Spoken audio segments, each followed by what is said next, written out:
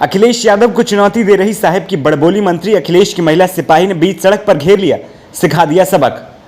अखिलेश को राहुल गांधी की तरह से घेरने निकली साहिब की लाडली मंत्री सपा की शेरनी ने अक्ल लगा दी ठिकाने, गाड़ी में बैठकर हो गई रफू चक्कर। स्मृति ईरानी के कारनामों पर भड़क गई सपा की महिला नेता सबके सामने कर दिया बेइज्जत, मुंह छिपाते फिर रहे हैं कमल छाप नेता। विपक्षी पार्टी के मोर्चे पर ज्ञान देने वाले बड़े से बड़े कमल छाप नेता की बोलती अखिलेश यादव की एक शेरनी ने बंद कर दी है, जिसके बाद समाजवादी पार्टी की उस महिला नेता को अखिलेश यादव ने बड़ा तोहफा दे दिया है।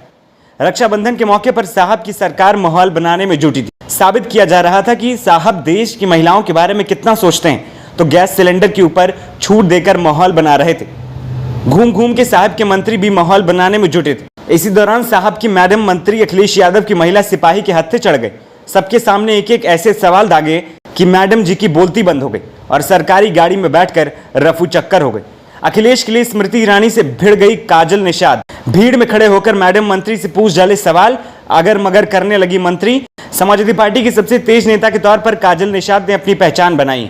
जब बीजेपी की महिला नेता उल्टे सीधे बयान देकर जनता को बरगलाने की कोशिश में जुटी हुई हैं, तो वहीं काजल निषाद ने अपने तेवर और अनुभव से साबित कर दिया है कि समाजवादी पार्टी में एक से बढ़कर एक महिला नेता हैं, जो बड़े से बड़े धुरंधर को धूल चटा सकते हैं।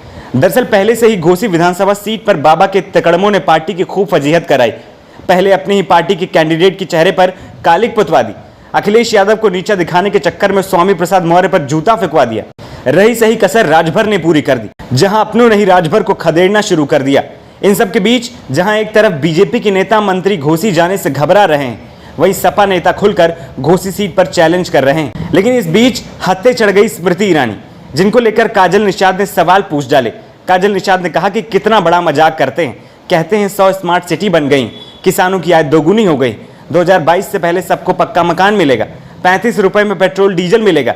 भैया बाबा रामदेव दे रहे थे 35 रुपए में पेट्रोल डीजल। सब्जी के दाम बढ़ गए, महंगाई हो गई, बेरोजगारी और भुखमरी हो गई। जो गैस का बाटला लेकर घूम रही थी सड़क पर, योग दिवस पर एक दिन का योग करने वाली हमारी मैडम गैस का बाटला लेकर घूमने वाली कहाँ है।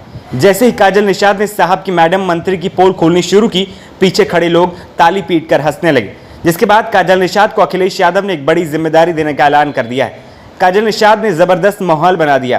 पहले से ही दारा सिंह चौहान की पार्टी में रस्साकसी चल रही। बगावत के बीच लोग दारा सिंह चौहान को लेकर बाबा के खिलाफ खड़े हो गए। ऐसे में घोसी का चुनाव छोड़िए, 2024 का चुनाव जीतना बीजेपी के लिए मुश्किल हो जाएगा।